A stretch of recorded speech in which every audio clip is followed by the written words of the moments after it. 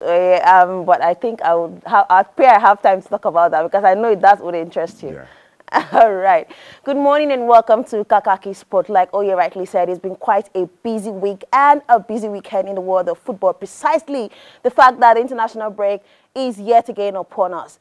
And before we get into the activities that went down over the weekend, let's now bring you up to speed with some of the sporting activities that also headlined throughout the week and the weekend. Stay tuned.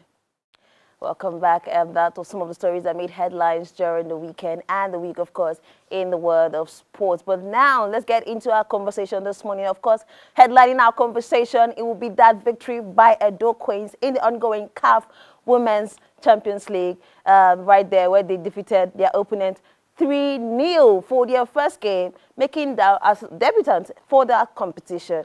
Joining me this morning to start this discussion is a stern follower of local football and African football in general, talking about Boye Olamilekan, who joins me via Zoom live from Lagos State. Olamilekan, good morning and welcome to KAKAKI Sport. Good morning. So I see that you were following the Champions Women's League, and Edo Queens right there making Nigeria, putting Nigeria on the map on the word go. Your thoughts on this particular performance by the debutants and Nigeria's representative in that competition? I would say I was not too surprised. They were the winners of the NWFL last season, and they had a solid performance. And if you look at this current squad that went to the CAF Women's Champions League, we have a number of players, good legs that are that stunned and dazzled the NWFL. Look at Fola Shade Jamilusi. She was gotten for this tournament. She scored an hat-trick in the last Super Falcons, call-up. We have Miracle Sani also played in Super Falcons, game. We have Goodness Osigwe came on in the 70th minute and still got a goal. So the team is solid. I said it yesterday, their pattern of play is amazing and outstanding. It shows that these girls are out for blood. They won their first game 3-0. It's statement win. And we see how they progress going forward. But I believe they have what it takes to go all the way to the final. All right. Look, Edo Queens have, what it takes to even make it top of the group and, and advance. So if Mamelodi Sundowns have lost the game and they have won their first game, all they have to do right now is just probably get a win over FC and they are good, yeah. All right, Nigeria with mathematics right there, calculating already, seeing Edo Queens getting into the next stage of the competition. And then just surprisingly, this competition is going to get, if the winner of this competition takes home a whooping sum of $600,000. That's like over 1.2 billion, if I'm not wrong. The money is coming home. The money is coming home. But now let's go to the squad list of the Super Eagles. The camp opens today, and 23-man squad have been called in by Austin Eguavon for the final laps of the qualifiers ahead of the AFCON. Boye, your expectations going into this match day 4 and 5, final rounds of the qualifiers, and with the call-up. So players are all over Europe, lighting up the whole place. I mean, Victor Osimhen is back into the squad after the whole saga, the injury, and now we see what he has been doing for Galatasaray. 10 goal contributions in 8 games. It's outstanding in a place where you expect him to struggle. And we talk about Ademola Lookman. Well, those are the obvious call-up. But I'm happy to see Gabriel Osho in the squad. I know when he was at Luton Town last season, him and Elijah where they got a call-up, but injuries or some things. But it's nice to see him in the in the squad list to have that breath of fresh air in our defense.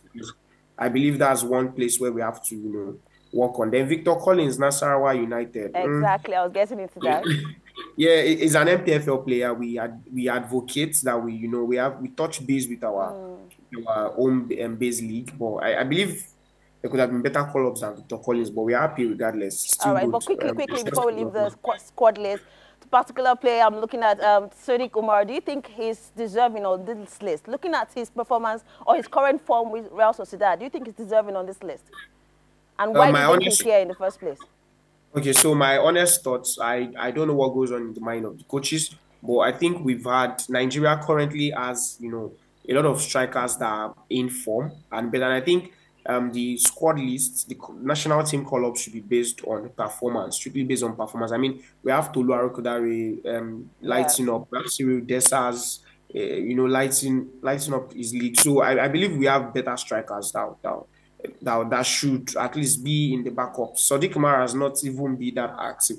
I mean, Real Sociedad played last night against Barcelona and it was not even in the lineup. So I think we have better strikers that can be called up for experience to start grooming them ahead of future games when Lookman and maybe Osimhen might not be available and all of Available. that. All So, right. Well, the first leg, match day 5 rather, of that encounter for qualifiers to take place this week, precisely November 14th, and the camp opens today. So we'll see what the turnout of the event to be at the end of the week. But now, quickly, boy, before we round up our conversation, let's touch on the Nigeria Premier League. Of course, match day 11. Your thoughts in 2 seconds on the result and who you think made you proud match day 11. Which team? to be honest, Ikorodu City, the Lagos new boys getting an away win at Katsina with that crowd. It shows the tenacity, and since they switched up things and changed their coach, it's been amazing and it's been upway from there. So I think they have what it takes to be sustained in this league. Not unlike their Lagos counterparts, Sports Lagos.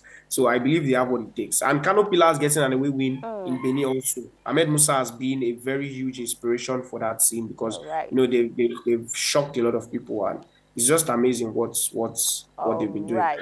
Thank you so much, Boye, for sharing your time with us this morning on KAKAKI Sports. We really do Welcome as appreciate well. it. All right, this is the current standing in the Nigerian Premier League after match day 11. Remo Stars still tops the table there with 22 points from 11 games. And it is Rivers United following them back-to-back with Eyimba right there in 3rd place. In the bottom place, we have Castor United, Nasarawa United, Lobby Stars, and Aqua United. That's our package on KAKAKI Sports this morning.